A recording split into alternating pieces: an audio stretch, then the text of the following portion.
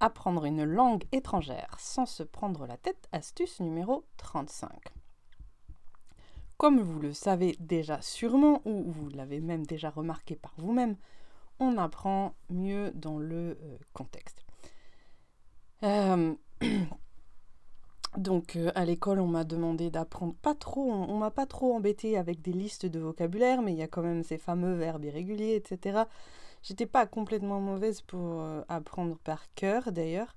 Par contre, encore une fois, c'est pas ce qui fait que connaître, même à la rigueur qu'on arrive à retenir les mots qu'on a appris dans les listes, ce qui n'est pas évident, puisque ce sont que des bribes comme ça, isolées. Or, le cerveau fonctionne par lien.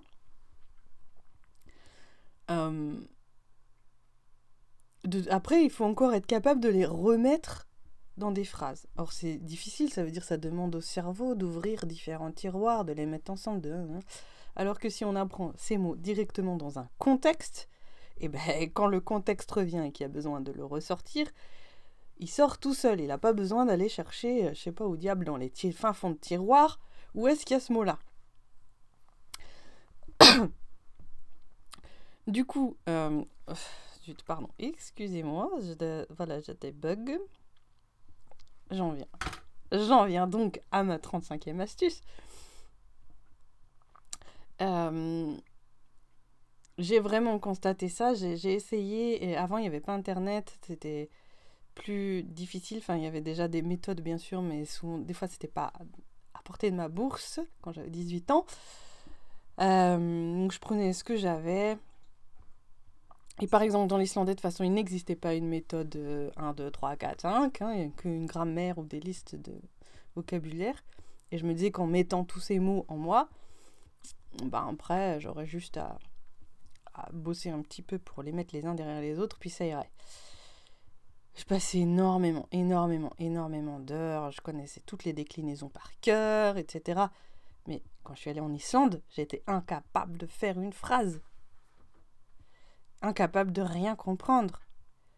Donc, bon, encore une fois, je crois vraiment pas que ce soit la bonne méthode pour apprendre. Donc, c'était pas complètement perdu, puisqu'aujourd'hui, je m'y remets et c'est pas complètement perdu, mais c'est du temps de perdu.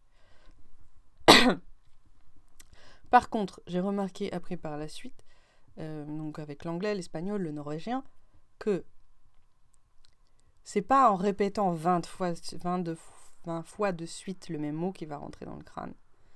C'est pas en l'apprenant de manière isolée, en le connectant seulement aux mots français. C'est en l'entendant ou en le voyant dans, disons, 3 contextes différents. Et ainsi, par exemple, ce mot que j'ai entendu en islandais, que je me souviens pas vraiment bien, que je serais pas capable de redire, mais je vais l'entendre une fois, par exemple, en Islande, parlé par un Islandais, je sais pas où, n'importe où dans la rue. Comme je l'ai déjà entendu, comme il est quand même quelque part là dans les tiroirs, poum, ça vient connecter. Et après, ce mot, il est définitivement là. C'est comme brancher une prise de courant. Eh bien, ça sert à rien de tirer des fils, tirer des câbles. Ça, c'est apprendre des mots par cœur et les mettre dans des tiroirs. Ou alors répéter 100 fois un mot, l'écrire 100 fois pour essayer qu'il rentre, et puis le lendemain, on s'en souvient encore plus. Ou si c'est pas le lendemain, c'est 3 mois après, on l'a oublié.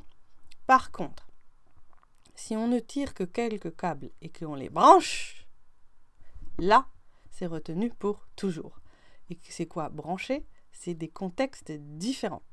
Donc ça va être peut-être vous l'avoir vu une fois, mais c'est après l'avoir entendu dans une vidéo, entendu, je sais pas, dans une conversation avec un natif, et puis vu encore dans un autre contexte. Donc c'est pour ça qu'il n'y a pas trop d'autre choix que de pratiquer et de se confronter à la langue vraiment. Avec, si vous n'êtes pas dans le pays, avec un partenaire, comment on appelle ça, d'échange linguistique. Alors, en sachant que le contexte réel, concret, est toujours plus percutant que les vidéos. Et c'est... Voilà. Mais bon, on fait avec ce qu'on a. Donc, j'en viens définitivement à cette fameuse astuce numéro 35. À défaut d'être tous les jours plongé dans le contexte, dans des différents contextes,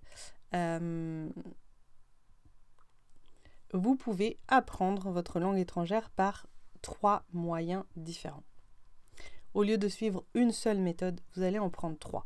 Ça ne veut pas dire qu'il faut faire tous les jours de chaque. Surtout si vous avez que 1/4 d'heure, 20 minutes par jour pour étudier votre langue.